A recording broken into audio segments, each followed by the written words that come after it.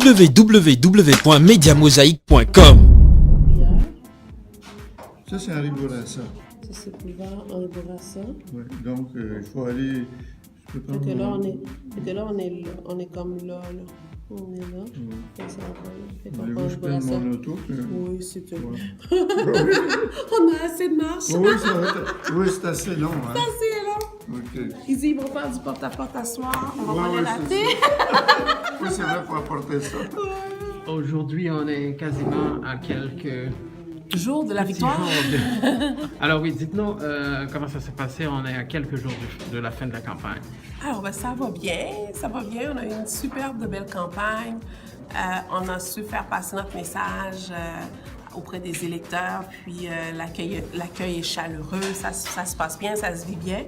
Et puis, je pense que comme toute l'équipe, tous les membres de l'équipe, on a hâte de connaître le choix des Nord-Montréalais là, dimanche prochain. Comment est-ce que les gens ils se sont montrés réceptifs par rapport à vos propos et comment ils ont réagi dans Moi, je trouve que ça a été très chaleureux, tant lorsqu'on a rencontré les résidents que lorsqu'on a été voir les commerçants. D'ailleurs, ce matin, on a eu l'appui du président de l'association des commerçants de Charleroi. Donc, c'est pour dire, on a eu un des candidats qui s'est désisté pour appuyer ma candidature. Ce qu'on propose fait consensus, la lutte contre la pauvreté et l'exclusion sociale, le développement économique, meilleur accès à des logements abordables et de qualité et revoir à bonifier l'offre de transport collectif dans l'arrondissement. Et donc ça, ce sont des éléments qui sont clés. Et puis, il faut se dire aussi qu'on a 18 mois de mandat. Donc là, c'est une campagne pour 18 mois de mandat. Et l'accueil de ces propositions-là a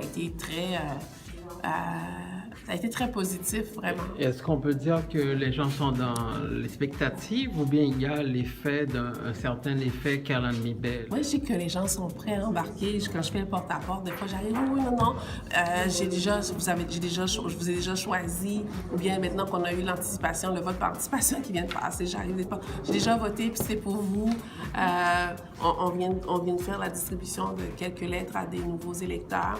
Et en marchant sur la rue pour faire ça, il y avait du monde qui disait « Ah, vous êtes la candidate, je vais voter pour vous, tout ça. » Alors que je les ai pas encore abordés, c'est des gens qui m'abordent. Donc, pour moi, c'est très positif. Cette élection va donner lieu à la victoire d'un maire ou d'une mairesse? Nécessairement, ça serait une mairesse puisque ça sera moi.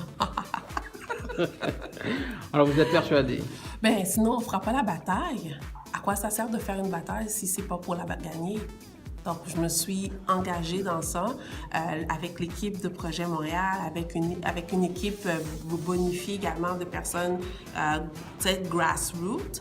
Et l'idée, c'est de faire un vrai combat. Là, on n'était pas pour faire des petites caresses. Là. Et vous avez en face de vous une rude candidate, là, Christine Black. Je veux dire, c'est une adversaire. Point barre. Je sais rien de plus. Vous connaissez toutes les deux? Je l'ai connue lorsque j'ai fait une conférence à l'ENAP. Je pense que c'est comme ça que je l'ai connue. Elle est venue me voir parce que c'était moi la conférencière invitée, tout et tout. Et on s'est connus, on a des amis communs, des affaires comme ça. Là, mais non, nous ne sommes pas... Je veux dire...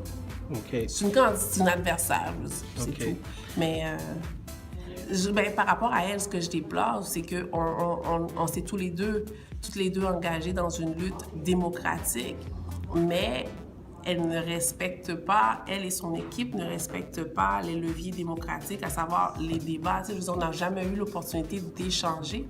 Il n'y a pas eu de débat? Non, on a des panels ou bien on a des entrevues subséquentes parce qu'elle les refuse systématiquement. Certaines personnes voudraient mettre les gens en opposition. Je pense que les Nord-Montréalais, ils ont besoin de paix. Et ils ont déjà fait la démonstration. Ils font chaque jour la démonstration qu'ils peuvent vivre l'un avec l'autre. Est-ce qu'on peut améliorer la situation? Certainement. Mais dans les deux cas, que ce soit l'affaire Boni ou bien l'affaire Villanueva, ce ne sont pas les citoyens qui sont en opposition l'un à l'autre, mais bien des remises en question. Les citoyens remettent en question la façon de faire, la gestion de certaines interventions de la SPVM. Donc, il y a un bris de confiance entre la SPVM et les citoyens. Mais je crois qu'il y a lieu de rebâtir cette relation-là. La SPVM doit en faire une priorité à mon humble avis. Et évidemment, il y a lieu de renforcer le vivre ensemble à Montréal-Nord.